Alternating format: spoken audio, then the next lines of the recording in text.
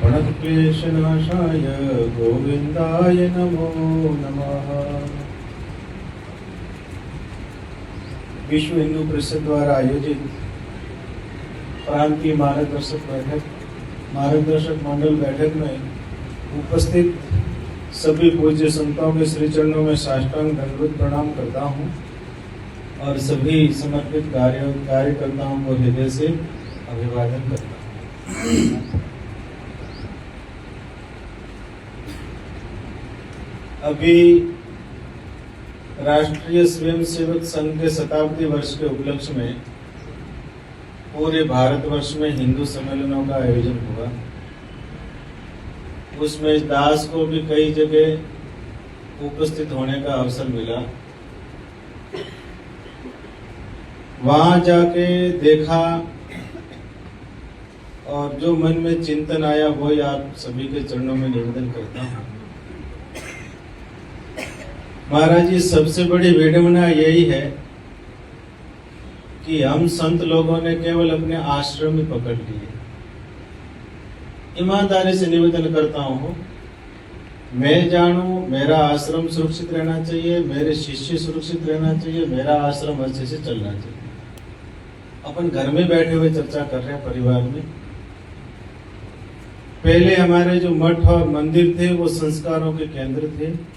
आप देखोगे प्रत्येक गांव में मठ था या 2-4 गांवों में मिला के मठ था।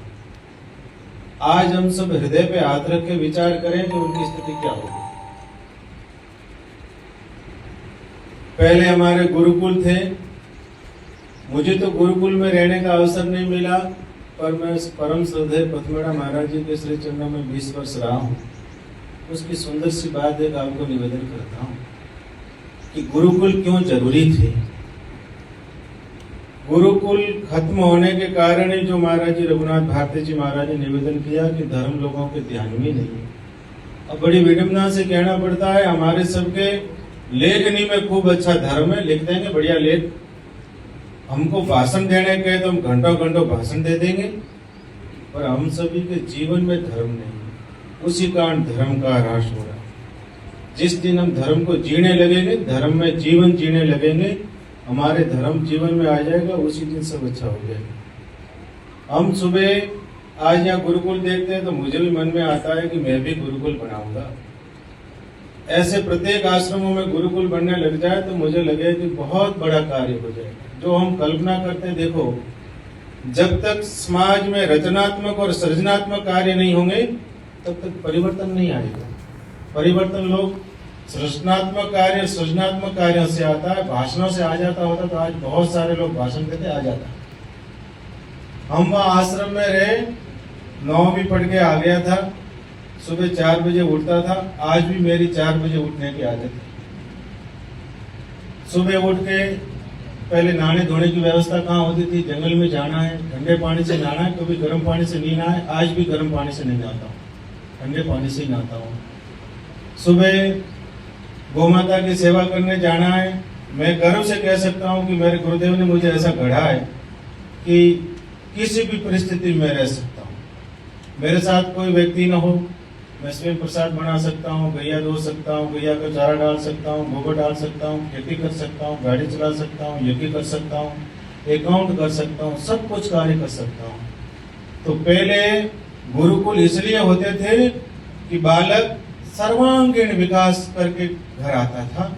आज हमने केवल बच्चों को साक्षर और अक्षर ज्ञान करवा रहे, बाकी कोई उनमें व्यवहारिक ज्ञान नहीं है।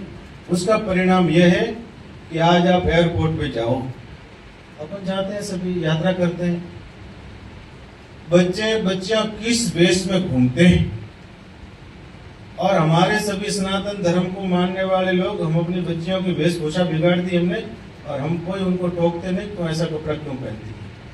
जींस पैंट और टी शर्ट पहनते। हमारे आश्रम में भक्त भी आते हैं, पर हम कोई नहीं टोकते। हमको डर लगता है कि नाराज हो जाएंगे। मैं तो भाई साहब ईमानदारी से खूब कठोरता पूर्वक आश्रम का संचालन करता हूँ कि कोई बच्ची जींस पैंट टी शर्ट पहन के मेरे स्थान पे नहीं आ सकती। जय श्री राम।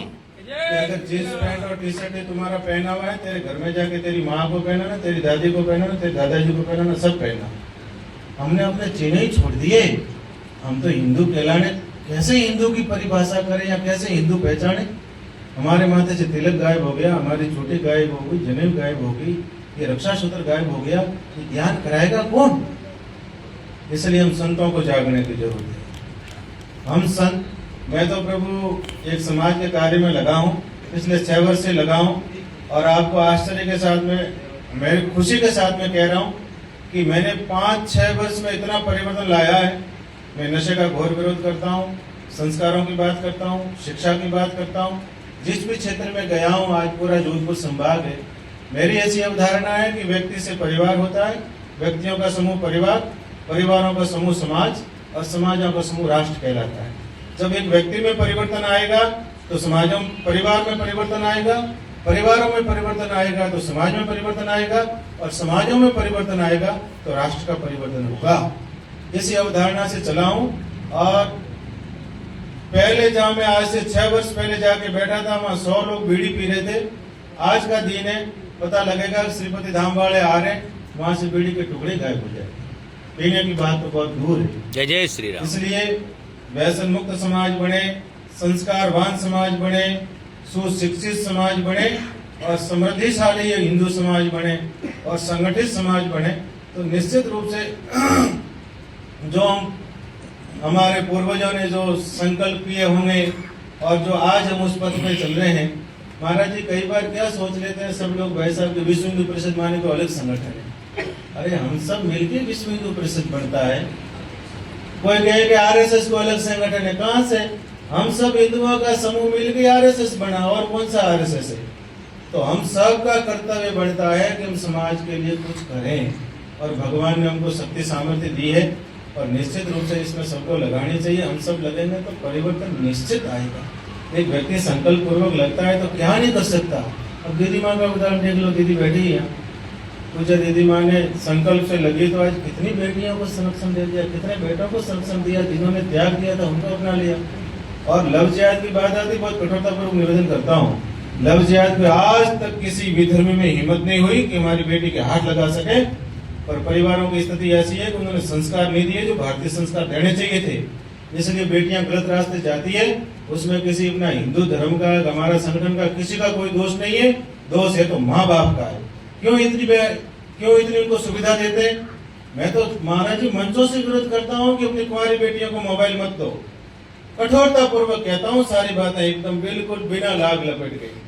तो जब मोबाइल कुंवारी बच्चियों के दोगे, दुर्गुण आने ही है, कोई नहीं बचा सकता।